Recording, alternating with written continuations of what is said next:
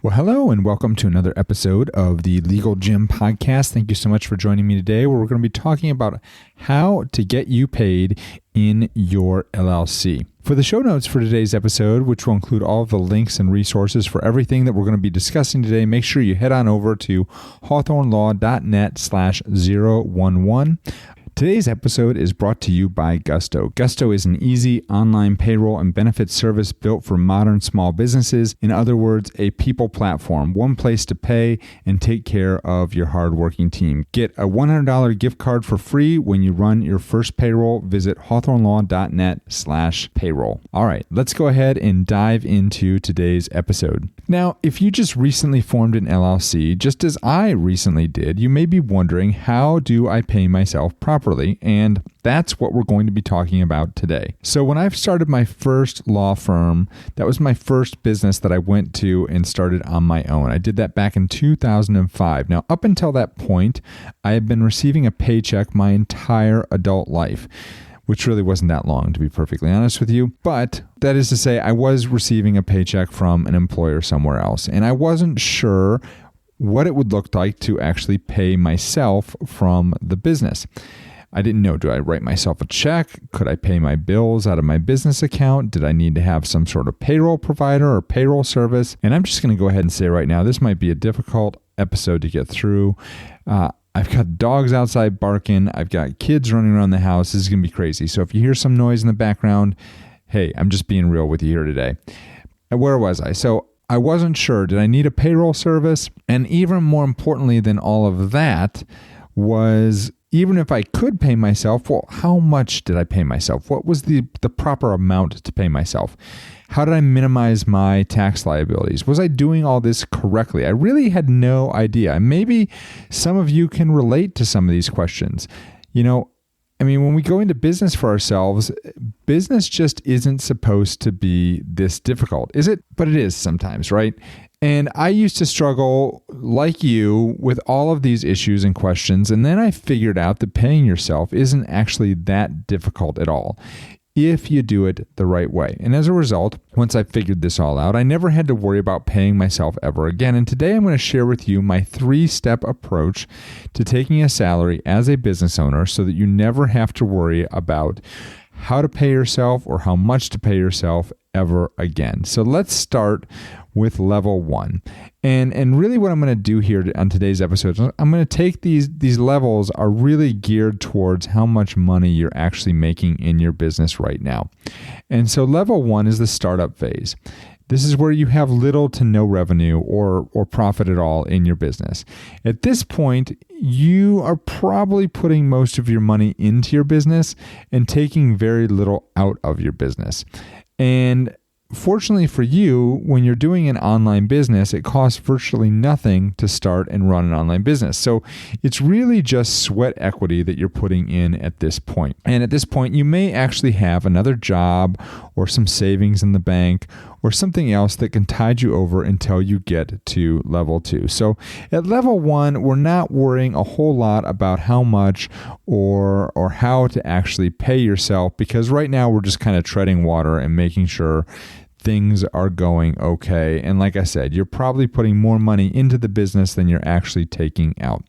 Now, once you get to level 2, that's where you're starting to turn a profit in your business.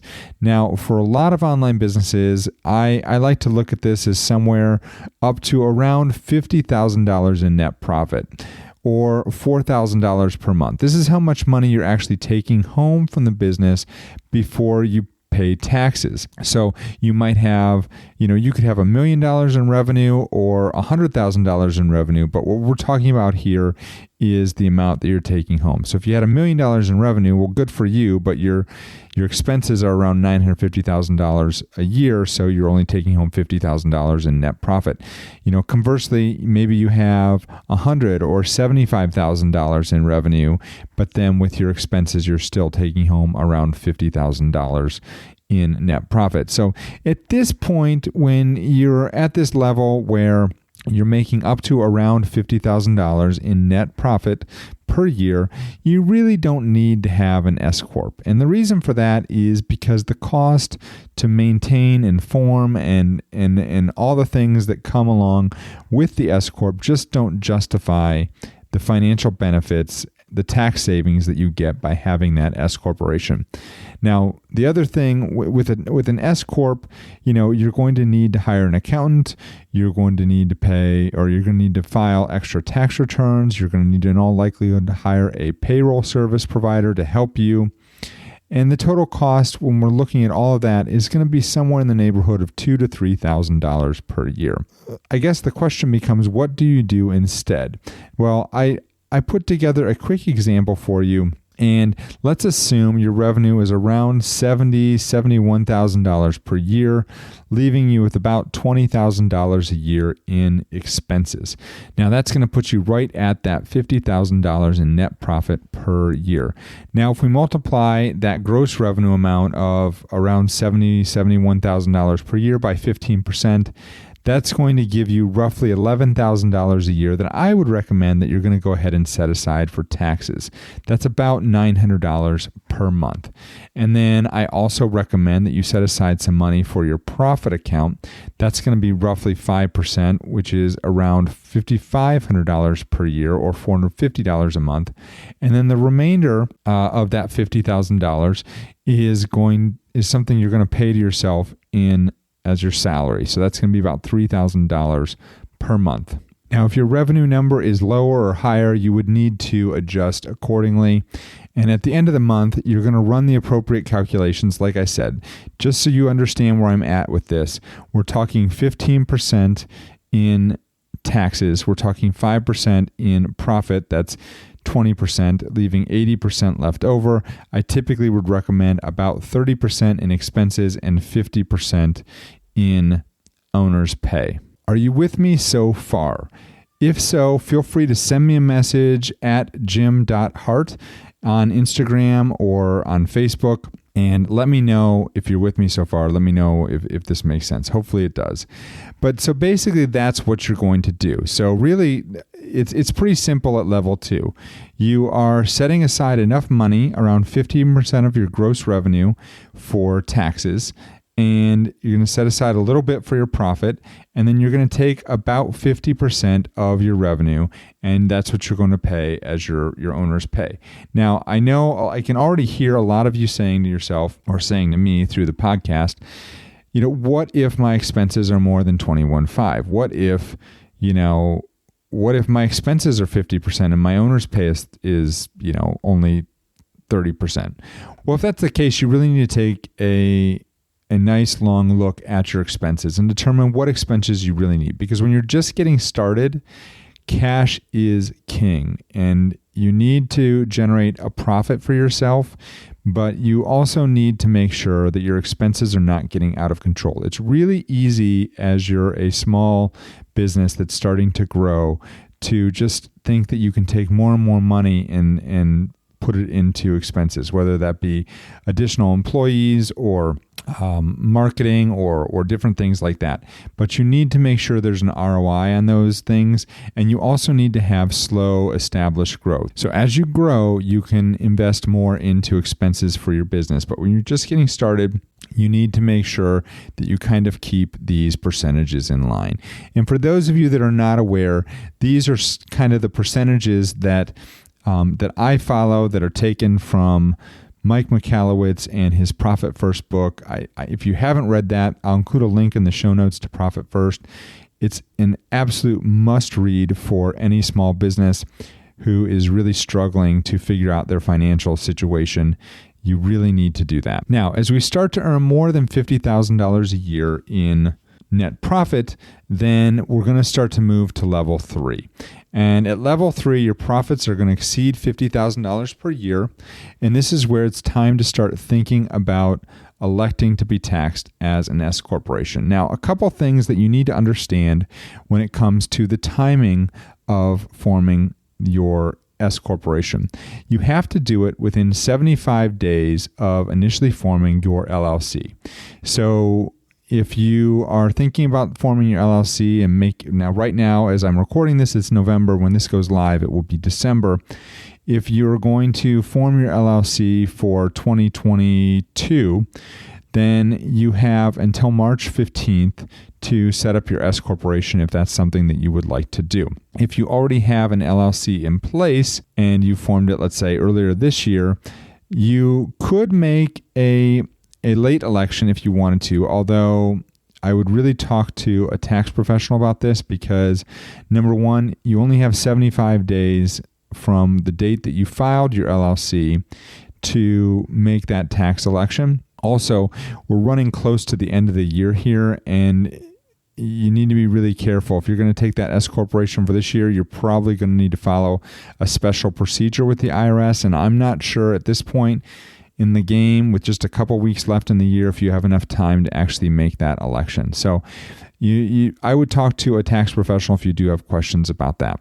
Even being an S corporation and exceeding that $50,000 per year profit threshold, I still recommend that you follow the profit first percentages that I discussed previously. This is still going to make it easy for you to know exactly how much to pay yourself. So just in case you forgot those numbers, we're talking 15% you set aside for taxes, 5% for profit, 50% for owner's pay, and 20% for your business expenses. Now, to take advantage of filing as an S corporation, you must pay yourself what is considered to be a reasonable salary. This means you're paying yourself a salary that's similar to what you'd be paying somebody else who'd be doing the work that you are doing in your business. And in general, 30 to 35% of your gross revenue is reasonable. Now, you might want to check with your accountant on this and make sure that what you're doing is considered reasonable for your business. So if your revenue is $100,000 per year, a salary of $30,000 to $35,000 would be reasonable.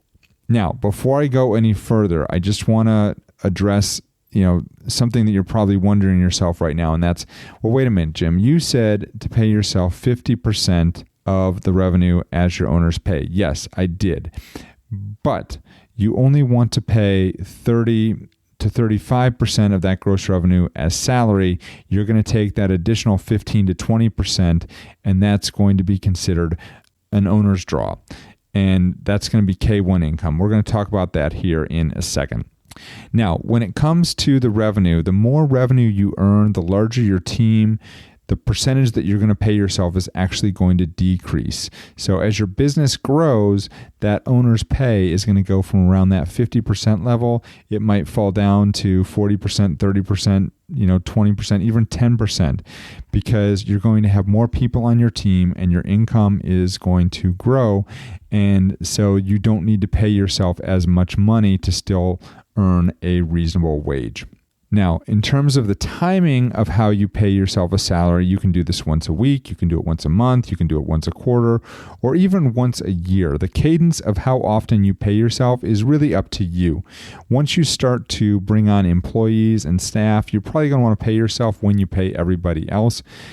But because most payroll vendors will charge you when you run payroll, once a month or once a quarter is absolutely fine if it's just you in the business.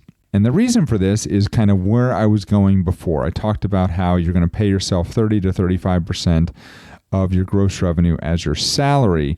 That additional amount is going to be what's considered an advance or a distribution. And you can pay yourself those distributions whenever you would like. For me personally, I will take an advance once a week, and we use it for, our weekly expenses for groceries and different things like that. And then we pay ourselves, or I pay myself, a salary at the end of each month. And so what happens by doing it that way is that when you run your payroll, all you're really doing is taking out all of the payroll taxes that are owed on your salary. So you figure out kind of at the end of the year what a reasonable salary is for you in your business, and then you can run a payroll to make up based on how much you actually would take as a distribution. So you look at your revenue at the end of the year and you look at your net profit, and then you decide what would have been a reasonable salary for you to take. And then, that's what I'm saying. You can take one salary at the end of the year that's basically going to pay all the payroll taxes that you would need to do for your business. Or again, you can do it once a quarter, once a month, however often you feel is appropriate. Now, speaking of payroll providers, my preferred vendor for payroll is actually Gusto. And you can use my affiliate link at hawthornelaw.net/payroll to sign up for free and earn a $100 Visa gift card when you run your first payroll just in time for the holidays. Gusto is an amazing service. I can't recommend them highly enough. I've been using them several years now, and I absolutely love them. The service is top-notch, and they are just a fabulous company. So definitely check them out. Again, the link is hawthornelaw.net/payroll. It's not going to cost you any more to use that link, but you are going to get a $100 Visa gift card, and they're going to send us a Visa gift card as well, which is going to help support the channel and the podcast. So there you have it. That's how you go about the process of paying yourself. This is how I handle my payroll in my business. Now that you know how to properly pay yourself in your LLC, you are ready to implement.